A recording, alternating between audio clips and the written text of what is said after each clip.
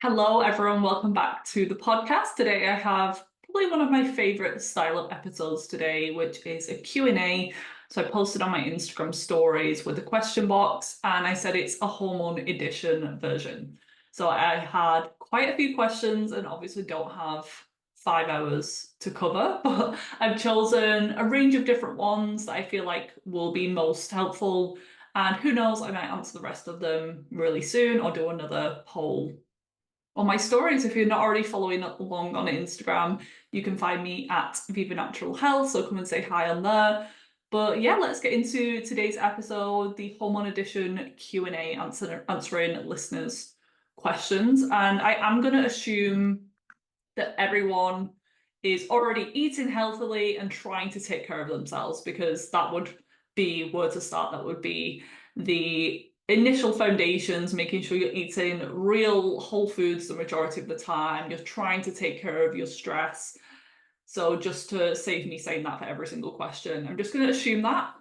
I might highlight certain things in particular for each one, but I'm trying to give extra advice. But yeah, just a reminder, if you're needing help with the foundations, things like stress, your mindset, your sleep, your metabolism, then I have my foundations bundle. So this is a masterclass of 6 videos that I've done over the years, and it's on different subjects that are, I consider, the foundation. So definitely check that out. It is one of my lowest price offerings. I think the lowest price offering at just £111, and you get so much value in there. You get a healthy shopping guide. So if you're not actually sure what it means to eat healthy, because everyone's different. Some people think plant-based is healthy.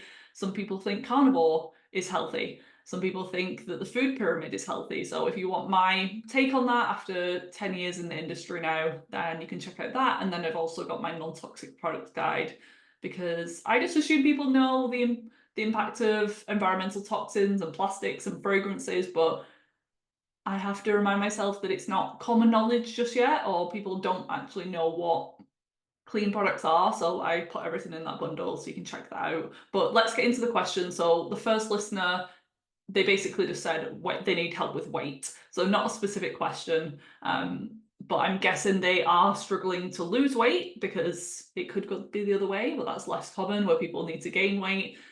So I'm just assuming that you're finding it hard to lose weight at the moment. And I do want to mention the importance of calories. In the health world, this can be forgotten about, can be overlooked, because we're told that calories don't matter, just eat healthy. But if you're pounding the coconut oil and you put butter on everything and you're eating high fat, high carb, high calories, you can gain weight.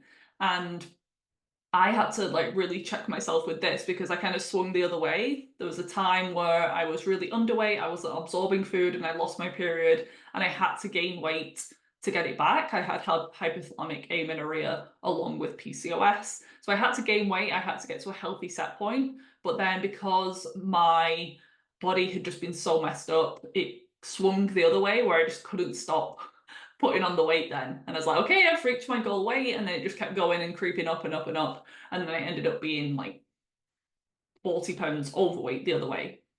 So calories are important. Maybe just track your intake for a week. You can use apps like MyFitnessPal, Chronometer to just see what you're eating. If you're already eating under 1800 calories, it's probably not the calories that are the issue. If you're already under eating, cutting more calories out isn't going to be the answer, and it could actually be that you need more and your body's in this survival state at the moment. However, if you track like I did a few years ago and you're eating 2600 calories, 2700 calories, but it's nuts and seeds and it's avocado on everything, you could just be overdoing it. But don't just take a drastic cut of your calories. You want to do it as slowly as possible, and you want to try and get to the point where you can eat as much food as possible, eat as many calories as possible, but still be losing weight. So there's no point cutting from 2500 to 1800, because you might already start losing weight at 2300. So just, yeah, we want to try and keep our calories as high as possible, because the more that we restrict, it can start to slow down our metabolism over time, and that could be our new normal. So then to get any progress and to make any progression with that, it just means that you need less and less and less. But food is energy, food is fuel, and it also comes with nutrients and minerals. So the more that we cut out food and food groups, the more that we're restricting ourselves from that. So I did want to mention the calories piece. Calories are important. Hormones matter too, though. So I'm not one of those dietitians or like PTs say where it's just eat less, move more, you'll lose weight. Because I've been there and I've been that person who is exercising, eating very little and still holding on to a lot of weight. So things like your cortisol, your estrogen levels, your thyroid function all matter as well. So those are the things that I want to touch on, but I couldn't discuss weight loss without mentioning the calorie piece. So if you're putting oil and everything, and you're having a big fatty steak plus a ton of other healthy fats too, fats are the thing that have the most calories in, and fats are important for hormone production. But I do find a lot of people, it's a common mistake, they are overdoing it with the healthy fats. You need some, but you don't need to pound them at every single meal that you're doing. The next thing I think of is your thyroid function, because your thyroid is your master metabolic gland, and so many things influence the thyroid. So the thyroid isn't the root cause, but it can be a big driver of weight loss resistance in particular, or stubborn fat gain. I don't know if this person is continually putting on weight or just can't lose those like 10-20 pounds of weight. If you're trying to still lose 3 pounds of weight and you're killing yourself in the process, then maybe it's more of a body image thing. A lot of people think that they have weight issues, but they're just trying to compare themselves to their 18-year-old previous self or the pre-pregnancy weight, when if this is postpartum especially, your body is in a completely different state now. Your needs are completely different. So just being realistic with our goals, and we're not trying to look like these Instagram models or celebrities when we're just normal people focusing on health. There's a big difference between being lean and looking aesthetically fit, like personal trainers might, athletes might. It's just been the Olympics, and that's a classic example. Even though they do these miraculous things with the body, a lot of them, by the time they're 40, 50, they're absolutely wrecked with their health because they've just demanded so much from their bodies, and they're actually not healthy on the inside. Even though their body can accomplish a lot and it looks really fit, they can often be struggling. I would also want to know, I'd obviously ask these clients and these people so many more questions, but the main one for this person would be, where are you carrying the extra weight? Is it on your abdomen? Is it on your lower body? Is it generally all over? Because where you store your weight can actually tell me maybe some signs of hormone imbalances. For example, the abdomen, when there's a lot of weight, or in the belly, it can be more due to cortisol and insulin, or insulin, they often go together. Whereas if it's lower body, hips, bum and thighs, it's more likely to be estrogen dominance, like a low progesterone picture. If the weight is just all over, it's in your arms, your legs, and there's no one area that it's particularly stubborn in, this can be more thyroid related. So I'd want this person to do a full thyroid panel that includes TSH, free T4, free T3, reverse T3 ideally, but then also the thyroid antibodies, just to make sure everything's good. Get them checked over by a functional practitioner. Don't just have your doctor tell you that everything's fine. Actually, in order to run these tests, you might have to work with a functional practitioner anyway, because sometimes they're not willing to do the free T4 if your TSH is fine, which is ridiculous, because that is one of the last things to go out of whack when your thyroid is really off, like decades later. And then the last thing I'd say with this person is your energy and emotions. If you are highly stressed, your body is going to go into this fat storage mode. But even more deep subconscious stresses and traumas, excessive weight can be due to, or not being able to lose weight can be a sign of protection, because it can mean that you're not being seen. It's like you're hiding yourself away. So if you've always been a shy person, or if you've had anything bad happen to you, we can find that people with childhood trauma or things like sexual abuse can start to put on weight afterwards, because it's just them energetically trying to like change their body and protect them from any future unwanted attention. So this is like really getting a little bit deep, and your weight might just be due to your blood sugar being all over the place. So don't overlook that. Make sure you're eating enough protein. Make sure that you're not eating an excessive amount of the healthy fats or even the healthy carbohydrates. You might just need a lower amount of carbohydrates if you're sedentary, or if you're postmenopausal. But yeah, I'm trying to share things that I don't feel like people talk about a lot. So if you have a lot of shame in your body, if you are in a relationship that isn't fulfilling you, if you have childhood trauma, and that can look like a lot of different things, you might be holding on to excess weight. I kind of had some degree of this as well around my weight and my skin, because it just got into like a vicious cycle. So it started off as physical health issues, and then because I gained weight and because my skin was bad, I found it really hard to heal from them because I'd isolated myself, I wasn't dating, and then I was really ashamed of that I'd never had a boyfriend. And then it just kind of spiraled until I really started to do deeper work on my emotions and being seen and my confidence. And then, surprise, surprise, the weight started to come off as well. And then, yeah, things like toxins for me, mold toxicity was a big one.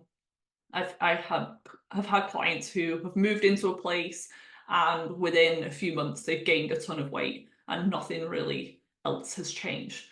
So those are a few things to look into. I have podcast episodes on pretty much all of them if you want to go a little bit deeper, but there's always going to be a reason for it unless you are setting these unrealistic goals from them for yourself. But I'm fine with people wanting to lose weight if there's an actual need for it. Excess body fat on our frame can promote inflammation and it can be a risk factor for diseases in the future. So I'm not one of these people who are like, love your body at any size. It can be harmful when you have too much weight on you. So I'm totally supportive of you wanting to lose weight. I don't think there's a problem with that. But we want to focus on our health, and then you'll find emotional and physical health too.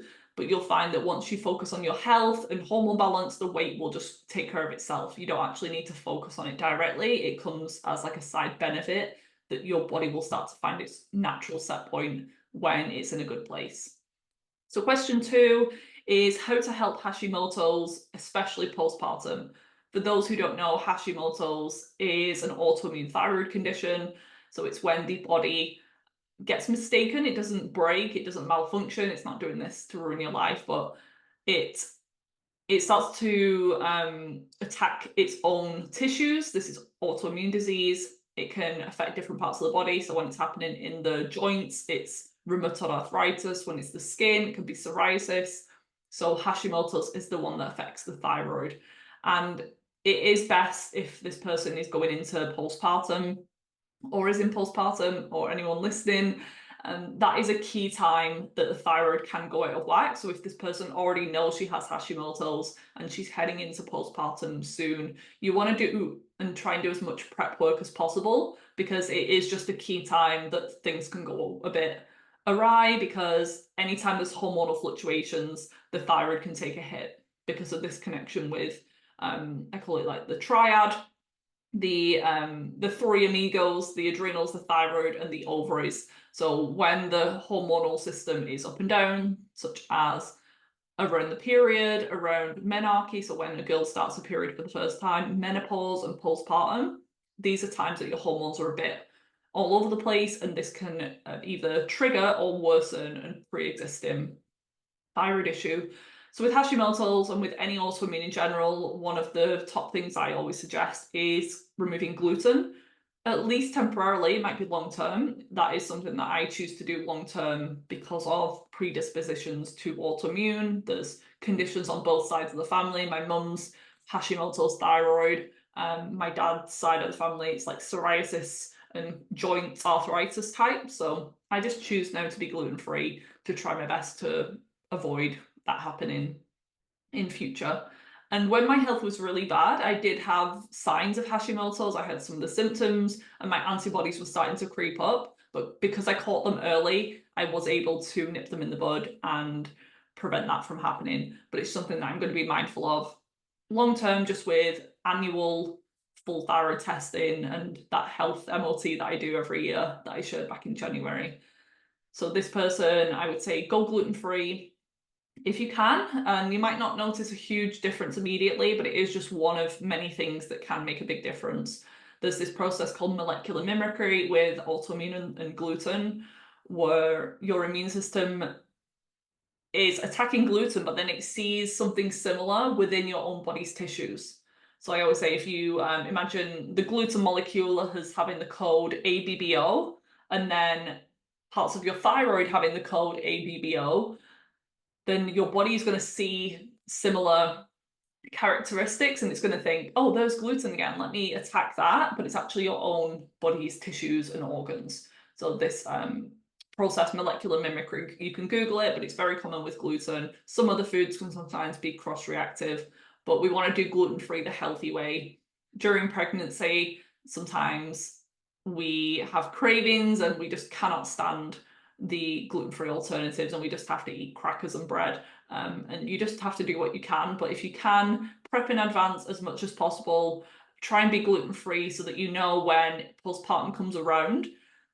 With the hormonal fluctuations, with the sleep deprivation and a change in your life, then you're at least doing something that has been clinically shown to help reduce antibodies, which is going gluten-free. But we want to do it the healthy way through naturally gluten-free foods like potatoes, rice, buckwheat pasta, gluten-free sourdough bread. You don't have to go low carb.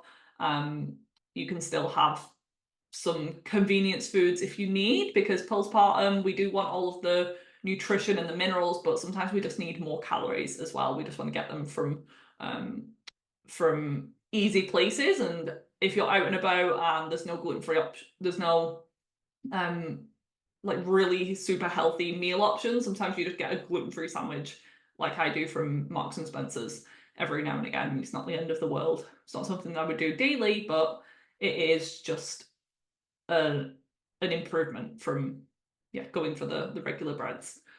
You just want to take care of yourself as much as possible during that time too, both in pregnancy, postpartum. I haven't experienced this myself, so I'll probably come back for my own advice in future. But try and accept as much help as possible. Try and meal prep before you have the baby and have food and meals in the freezer ready to go. Rest when you can. Don't expect yourself to be a super mom and be able to do all of the things. Ask for help. I'm sure your friends and family would ask if you need anything, but a lot of people are like, no, I'm fine, I can do it. So yeah, just taking care of yourself as much as possible, getting the rest and the sleep in when you can. Check your minerals, because pregnancy is another thing that can really rob and drain your mineral levels. So if you can, I'm not sure where you're at in this pregnancy journey, if you've already given birth, but any time is a good time to start balancing your minerals, and the majority of the recommendations are safe during pregnancy. But we need minerals like selenium and zinc and iodine to actually make and convert thyroid hormone in the system and produce thyroid hormone in general. You might have an imbalance with a calcium shell, which is really common, and this can mimic and contribute to thyroid issues as well because of the way that it slows the body. So my mineral balancing course, I'm Balanced, would be a good one for this client, because you get a mineral test included to be used within 6 months, and you'll see exactly what your body needs. And there's the supplement recommendations and the nutrition, foods to increase depending on what you're struggling with. And then you'll have the tool to use long term. You'll have the course, and then all you need to do is buy additional tests, and then you'll be able to continue your mineral balancing journey on your own without the need for a practitioner. And final thing is looking at your gut/immune health, because with Hashimoto's being an autoimmune condition, it's not just a thyroid gland problem. So some people have thyroid issues just because of a nutrient deficiency or stress. Whereas when it's autoimmune in nature, that tells me that there's something going on with the immune system, and 70 to 80% of that is located in the digestive tract. So we want to care for our gut health by avoiding unnecessary medications like stomach acid blockers and pain medications and antibiotics unless absolutely necessary. But some people just pop those things preventatively or before trying any natural remedies, and that's where issues can come in. The gluten-free is going to help the gut health aspect as well, because it's one of those foods that can contribute to leaky gut and gut inflammation. You might want to try some probiotics. I personally love spore-based probiotics because of the clinical research they've had on restoring leaky gut.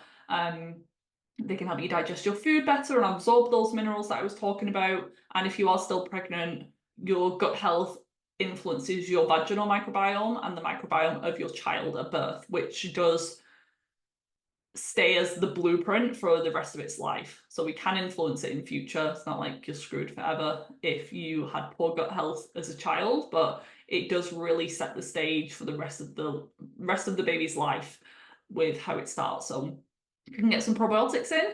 Otherwise, if you're already postpartum, the baby's already here, just start them now. So yeah, lots to consider with the Hashimoto's. And it may be that you have had this condition for a while and you might not ever get to the point where it goes into remission. And that's fine. Sometimes it's just left a little bit too late, and it's sad that we're not screened for this regularly as women. Sometimes it's only picked up when the thyroid's actually become damaged and it can't regenerate, it can't recover, unfortunately. So if you are at the point where you need a medication or your antibodies are at a certain height, it might not be that you ever get to negative antibodies, but it might be that you can really reduce them and keep them from increasing. You keep them nice and stable. That would be a good goal. However, if it's just a recent thing, if it's a temporary thing postpartum, there is a lot of hope and a lot of things that you can do to try and address that and get it into remission. I've seen it for a lot of clients, and for myself, it was starting to become a problem. And by working on all of these things, I was able to get them to a negative, which is amazing. I just want to take a quick pause to ask you a really important question. Where do you want your health to be in 6 months' time? More energized, feeling comfortable in your skin and body again, excited for life because you're finally starting to see improvements with your health, or frustrated and depressed because you're still struggling with symptoms, which are taking over your life and stopping you from living life to the full.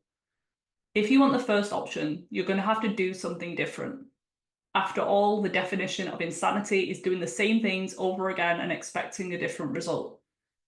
If you're DIYing your health, meaning trying to heal yourself through researching, trial and error, wasting a lot of money and time in the process, then you could be sabotaging your results. Would you try and fix your car if it broke and you didn't know what was wrong with it? No. So why are you trying to do it all alone when it comes to the most important thing that we have in our life, our health? Trust me, actually asking for help and investing in yourself saves you time, money, and a lot of stress in the long run. I know you're probably not getting any answers or support from your doctor. I've been there too. That's why I created my 6-month signature hormone reset package. This one-to-one coaching package offers the highest level of support and transformation, as we'd be closely working together to identify and address the underlying root causes of your health issues. Even if you're already eating healthy and taking supplements, there's so much more to healing, so don't feel like you've tried it all. Let me help you figure out what's causing your stubborn symptoms and support your body in healing naturally, which, in case no one has ever told you, is completely possible. Check out my website, which is linked in the episode show notes for more information, and the links to apply or book an enrollment call are there if you want to chat further. If you've been looking for a sign, this is it. So next question is someone, they asked very specifically about the HTMA results with numbers and everything, so I'm not going to give specific advice on that, but the thing that I noticed was that they had high sodium and high potassium levels on HTMA, and they were just asking kind of what to do if that was the main imbalance and the rest of the test looked okay. So I'm guessing this person was a fast metabolic type. They might not be, but it's usually the case when someone has an elevated sodium and potassium and the calcium and magnesium would be lower. It could be the other way around for a slow metabolic type with high calcium, high magnesium, low sodium, low potassium. So when someone has high levels on a HTMA, this is why it needs to be interpreted properly. And I see so many people making mistakes by just reading it how they see it. So they see something as low and like, oh, I need to supplement with that. Or something's high and it's like, okay, I've got really good levels of that. I don't need to supplement with it or boost it. But it can actually be that you are still deficient. It's just showing in a different way. So a low level in a HDMA can be a deficiency, but there can also be hidden signs of toxicity with things like copper. But high level can be in excess. It can be that you're getting too much from somewhere, but it can also be a loss pattern. So with high sodium and high potassium, it's more likely a loss pattern. High sodium can indicate stress and inflammation. So I know these are very general terms. So it would be that you just need to explore that a little bit more. Why is your body stressed? Is it mental and emotional stress? Is it type A personality? Is it that you're constantly living this go, go, go, fast-paced lifestyle in your masculine energy and you're not letting yourself rest?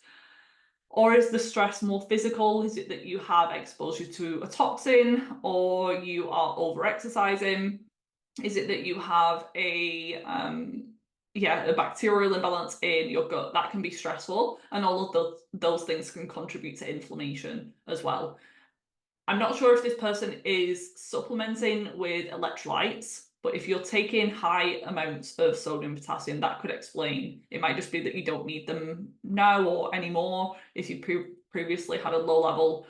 But when potassium's high, it's either due to overactive thyroid or something going on with your thyroid, so get that tested, or a potassium loss. So it's still a deficiency, it's just showing that when you did the hair sample, you had a lot of potassium in your hair, which is not where you need it. You need it in the body. And things like heavy metals might be involved. I know this person said there was no real other imbalances, but I'd need to confirm that. I need to see that for definite. Sometimes on the first few tests and months of mineral balancing, the metals don't show up. And there are other tests to do for metals if you really want to rule it out. It is a really good starter, but it's not the be all and end all for all heavy metals. So sometimes metals don't show up to begin, and then months later they start to really come to the surface, and that could be affecting these two minerals. And if it is a loss pattern, it could be that you actually need more potassium. So you would therefore want to increase food, potentially supplement. I'd start with food first, like always. So potassium-rich foods are things like white potato, coconut water, avocados, bananas. You can use things like bone broths with leafy green vegetables in there to increase your potassium, and see how that goes, and see if you notice any change to your symptoms. It would be really interesting to see what this client's symptoms are, what this client feels, or is it just that they have these two imbalances? If that's the case, that's really good. Go in. There's always going to be something that comes back high or low on a test, but I would personally look more into stress and inflammation as a cause of those two results. My mineral balancing course would be a good thing for this person, just to explore some of those causes a little bit more. And you do get a test included, but as long as you use it within 6 months, that's all that matters. So if you've only just done this test, you don't need to do it again right away. You could do a little bit of this work that I've been talking about and then retest towards the end of the 6 months and see it as a before and after picture. So the links to anything that I mentioned today with my offers will be in the show notes. Next question, what are we on, 3, is it was a bit of a longer question. So she basically was saying that she has irregular cycles and she seems to be bleeding a few days after ovulation. So again, I would love to ask a little bit more and just confirm a few things. Is it that you are having a period after these ovulation signs, or is it just bleeding? If it's a spotting type bleeding, that can be due to other issues. It could be due to things like fibroids or polyps or some sort of sexually transmitted disease. So definitely get that checked out if it's spotting. Whereas or thyroid issues, sometimes it can happen. Whereas if it's that your actual period starts a few days after ovulation, you have either got a very short luteal phase where your corpus luteum, your egg sac that converts into this temporary gland, isn't strong enough, and if it's less than 10 days in particular, that is a bit of a red flag, because it should be longer than that, especially if you are wanting to try and conceive or you just want healthy hormones in general. We want our luteal phase to be between 10 and 14, 15, 16 days ideally. And then after that point, you're either pregnant or you have your cycle. So it can't really last much longer than that. So yeah, just confirming, is it a bit of spotting, a bit of blood, or is it a proper period a few days after ovulation? I'd want to know what ranges we're talking about here. Is the cycle 2 weeks or is it 6 weeks? Because if you're having a period a few days after ovulation signs, but it's like a 13, 8-day cycle, the main issue is just bringing that ovulation forward. The whole cycle is too long and things are really off. So yeah, instead of hyper focusing on the period starting too soon after ovulation, it's just that the whole cycle is off in general. And what signs are you using for ovulation? So there's 3 that I would recommend paying attention to. The first one is a change to your cervical mucus. So as we go through the menstrual cycle, so starting at the period, your hormones are at the lowest point, and that's the start of a new cycle. So what happens then is your period lasts for a few days, and then your estrogen level starts to climb, and that's in the follicular phase. You might start to notice a bit more moisture or wetness, or the mucus might be a little bit like hand lotion style.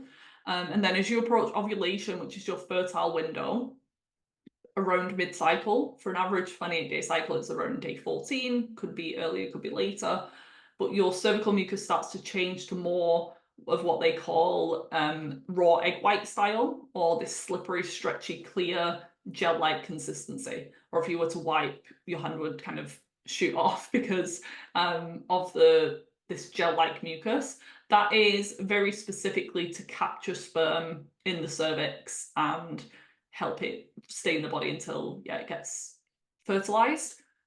And then after that, your cervical mucus usually dries up in the luteal phase as you head towards your period. So that is a healthy, normal range. So is this person seeing any of that, or is she just using ovulation charts, which might not be 100% accurate? Your cervix can often change position, so you would want to check in with it throughout the cycle just to get to know your body. But your cervix can actually move up higher in the body, and it can become a little bit softer, and it's more like the feeling of your lip as opposed to the tip of your nose. And then when you're not ovulating, it comes further down. You can kind of detect it a lot easier. It goes a little bit harder, firmer, and lower down. And then the final thing would be temperature changes, but this would only confirm that you have ovulated a few days later. So your temperature would start to spike around mid-cycle. Sometimes it drops a little bit first, then spikes, and that would confirm after a few days that you've ovulated. You could test your progesterone just to see if you've definitely ovulated. I prefer to use either blood testing or urine testing for that. So I have lots of questions, and it honestly depends. Is it a proper period or is it just mid-cycle bleeding? But to regulate your cycle in general, it requires a completely holistic approach. We want to be looking at your blood sugar regulation, your stress levels. Stress and safety are a huge thing for the female body, because if it feels unsafe, if there's a lack of food or a lack of security or a lack of stability in some way, then the brain kind of shuts down fertility because it doesn't think it's safe enough to carry a child. Even if you don't want kids now, whatever, that's what the goal of the menstrual cycle is for. So if you keep listening towards the end of the episode, I have a very exciting offer. And if you're struggling with your hormones and regular cycles, if you want to work on some of these things, it's going to be a great one for you. So question number 4 or 5. Hair loss despite taking minerals, eating enough, sleeping well, and not over exercising. So kind of what to do next. And I know this person says that they're doing these things, but I would still, if it was a client, I would still want to investigate those areas a little bit further and not just take it from them saying, oh, I eat healthy and I eat enough. It's not specific enough. They could think that they're sleeping well, but they might be comparing it to the horrible insomnia that they had 5 years ago. So it's still not normal. It's still not optimal. They might just be in bed for 8 hours, but not actually getting deep quality rest. But if they are actually fine in these areas, that's good, because these things are really important. A lot of people women especially are under eating, they're doing the wrong forms of exercise for where they're at, and it's just causing more stress. They are completely mineral deficient and they haven't looked at mineral imbalances. So yeah, I'm glad if this person has worked hard on those areas and are definitely mastering them. Then I've got a few other suggestions. I've struggled with hair loss multiple times over the years. First time was due to over-exercising, under-eating, stressing my body. Second time, I think it was from coming off the pill. Oh, it's been more than 3 times then. Coming off the pill, I had this hormonal rebound where androgen spikes, and that can contribute to hair loss. I've had hair loss after detoxing from mold. And then I've also had hair loss after having COVID a few years ago. That was the last time. And it really made me dive deeper into the research because it's one of the worst things to deal with. So I completely empathize with this person if they're really struggling and they feel like they're doing all the right things. So I'll kind of just list a few things for you to explore. Thyroid function is a huge one. I know I've mentioned it in literally everyone's question for now, and it's because it's really common. It's so overlooked, and we're talking about subclinical hypothyroidism or just thyroid imbalances. When someone's in the teens, 20s, 30s, sometimes 40s, it's not that common for them to have a full-blown diagnosis of hypothyroidism. But that doesn't mean that the thyroid is perfectly functioning. It's not a black or white thing. There's this huge grey area where a lot of people fall. And if you've had a history of dieting or birth control use or stress and just ill health in general, you've had health issues, it can be that your thyroid is still off as a result if you've never actively gone in and addressed that. So a full thyroid panel for this person, and then if it does turn out to be low T3 or Hashimoto's or something, treating it from there. It requires a little bit of a different treatment depending on what the cause is. Another thing that goes alongside with that is adrenal stress. So when your adrenals are off and you're producing high cortisol, that can damage the hair follicle, it can increase blood sugar in the system and throw off your metabolism and your thyroid, and therefore your hair follicles. You can be producing excessive androgens along with cortisol and adrenaline, which can shrink the hair follicle and lead to more of this like androgen hair loss or male pattern style balding. I'd also want to know more about your hair. Is it very oily? Is it very dry and brittle? What other symptoms do you have? That would help to pinpoint a little bit more what was going on when the hair loss started. How long has it been going on for? Has anything helped? Even what are you using for hair products? Because if it's sometimes these natural formulations, they have very heavy, oily ingredients in there, and that can affect the scalp health. So even though it's clean and non-toxic, it's just not great for the health of the scalp. The pH, it can clog some of the hair follicle pores. So that's less likely, but this is how holistic I get with my clients. I'm looking at all potential aspects. I'd also want to know about your gut health and absorption of minerals or all of this healthy food that you are eating, specifically your protein, amino acids. If you have low stomach acid, then you could be eating like tons of protein and not fully absorbing it, or you could be taking loads of mineral supplements but not fully absorbing it. And the key thing for this is working on your cellular energy.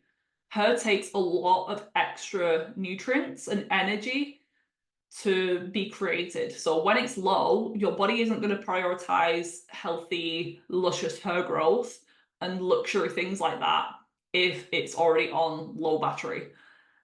So yeah, we want to make sure the cellular energy overall is good.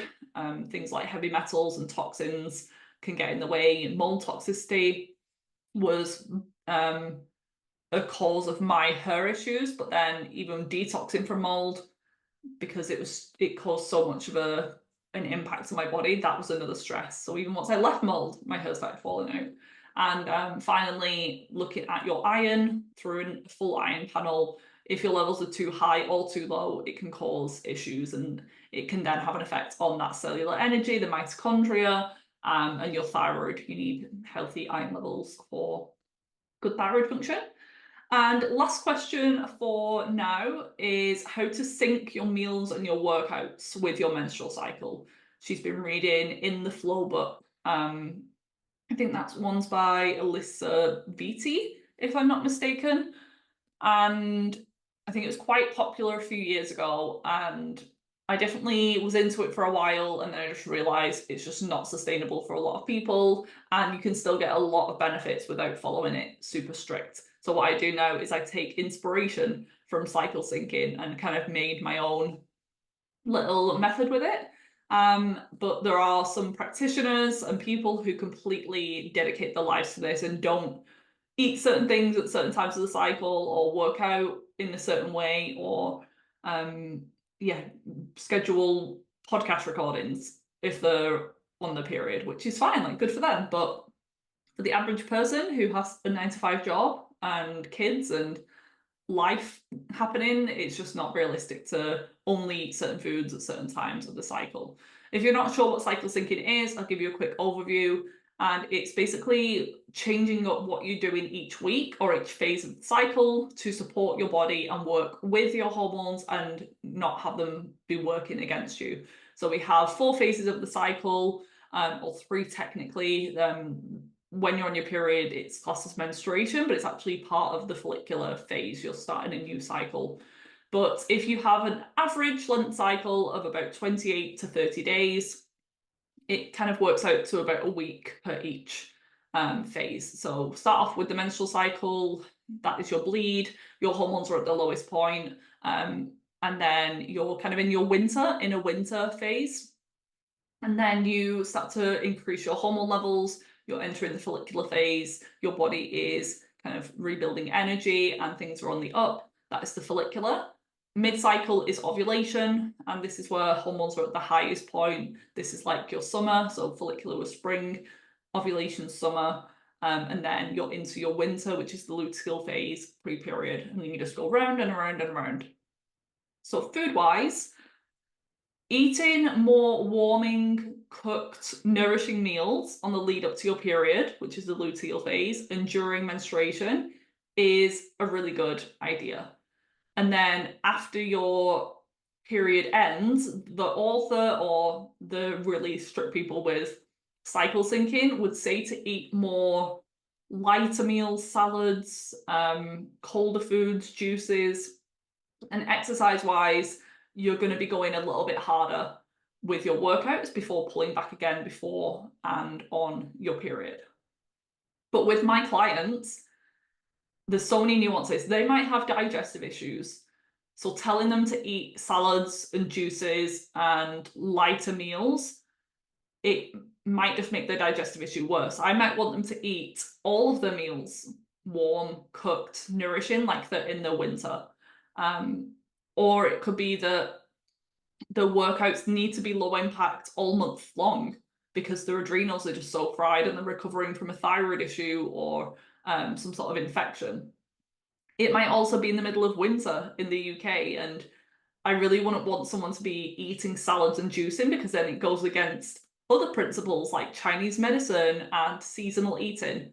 So I think there's a time and a place for some of the things, but I like to, again, not just put all of my eggs in one basket and follow one way of doing things. I like to pick the parts that work from Chinese medicine, Ayurveda, cycle syncing, and just having worked with hundreds of clients now, I kind of see what works and what doesn't. So for me, I'd say if you're doing great with your health, you don't really have any complaints, maybe you could try following a bit stricter and see how you feel, but I personally take it as a loose guide. I do take it easier with work when I can, and not schedule important meetings or podcast episodes on my period when I can do that.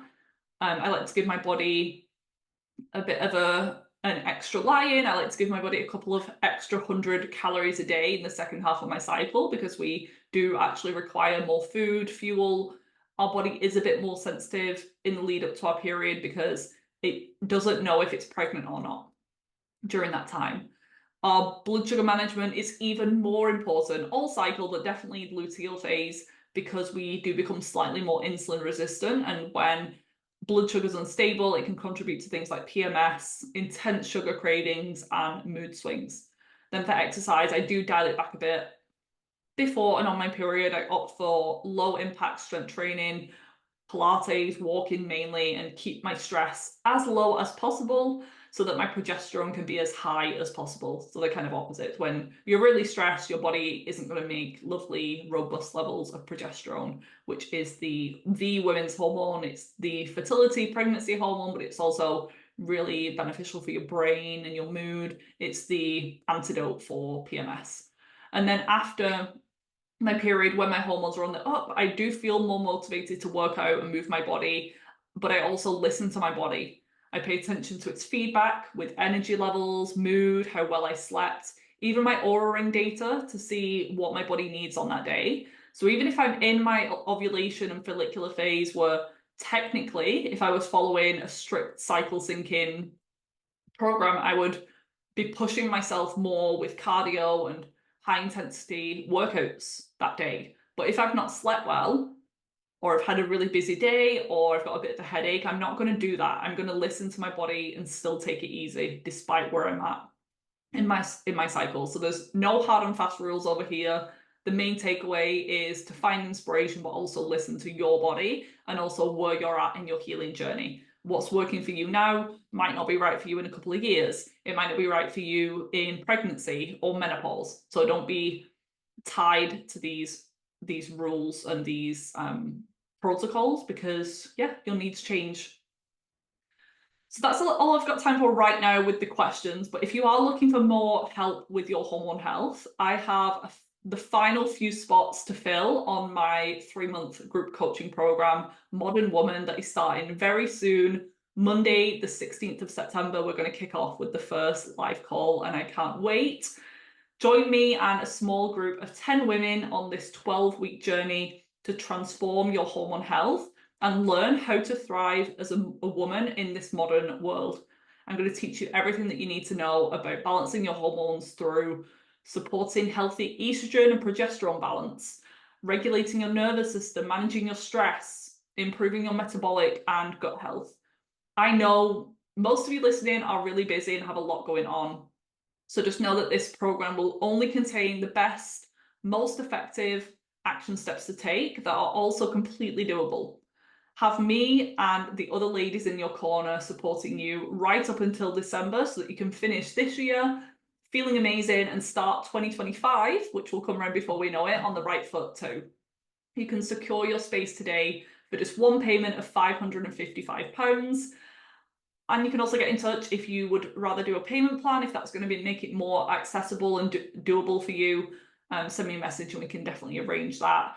I just want to help you regain your energy, feel confident in your body, have pain-free periods, feel clear and calm within your mind. It's totally possible.